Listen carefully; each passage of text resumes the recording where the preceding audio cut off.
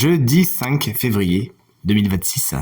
Voici le tirage de la guidance qui va vous donner des conseils qui, je l'espère, seront le plus pertinents possible, le plus positif possible, afin d'aller vers quelque chose de positif pour vous. Le programme, il est juste ici. D'ailleurs, c'est le même programme que le tirage de la semaine que je vous invite à consulter si tel n'est pas encore le cas, avec les signes d'air, les signes de feu, les signes d'eau et les signes de terre.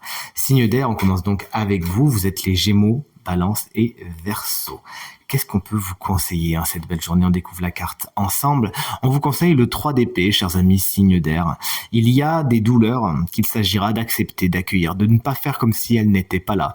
Peut-être qu'elles ont besoin d'être transmutées, peut-être qu'elles ont besoin d'être comprises. En tout cas, elles ont une raison d'être. Il ne faut pas voir en elles un espèce de caprice du destin. Ce n'est absolument pas le cas. Vous avez besoin de passer par ça pour vous rendre compte que vous n'êtes pas spécialement sur la bonne pente, sur la bonne direction, le bon chemin, et pouvoir justement ajuster le tir. Allez, résilience quand tu nous tiens. On passe au signe de feu, c'est-à-dire Bélier, Lion et Sagittaire. Qu'est-ce qu'on peut vous conseiller en cette belle journée? La carte du monde, chouette. La carte du monde est une carte hautement positive qui vous invite en tant que conseil à boucler des boucles, à fermer les portes qui ont besoin d'être fermées, à finir ce foutu projet afin de pouvoir passer à autre chose. Là, c'est une carte qui est pleine de félicité. Vous êtes vraiment à boucler ce qui est à boucler sans faire de raccourcis, sinon il faudra revenir en arrière. Et vous congratuler. C'est une carte qui vous dit n'hésite pas à prendre ta place dans le monde, à prendre ta place au sein des autres. Si vous avez des projets qui concernent l'étranger, alors let's go, c'est particulièrement positif aussi. Allez, on est avec les cancers, les scorpions et les poissons. Qu'est-ce qu'on peut vous conseiller en cette belle journée?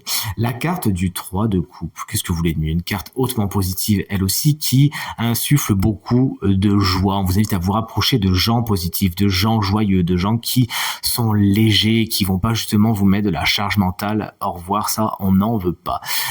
C'est la fête également. On vous invite à mettre de la fête dans votre quotidien, à ne pas faire que métro boulot dodo, mais aussi à bien penser, à vous amuser, à vous rapprocher de vos amis.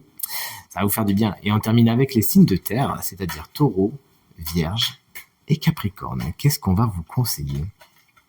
La carte du 5 d'épée, c'est pas une carte tendre, chers amis signes de terre, c'est une carte qui va nous parler de conflits, de désaccords, mais surtout de conflits d'ego. Vous doutez bien que le tarot, dans toute sa bienveillance, va pas vous conseiller de foncer dans le tas, d'aller là-dedans. Bien au contraire, on vous invite à éviter les conflits. Si vraiment vous voyez que c'est une bataille d'ego, que en face, ça veut juste avoir raison, vous savez quoi? Laissez avoir raison. Tu sais quoi, tu veux avoir raison? Aie raison. Ça vous économisera du temps, de l'énergie et encore une fois de la charge mentale. N'allez pas vous mettre dans des batailles d'ego qui ne vous servent à rien. C'est ce que semble vous dire cette carte du 5 d'épée, chers amis. Signe de terre, de mon côté, je vous souhaite une très belle journée. Je vous dis à demain. Salut.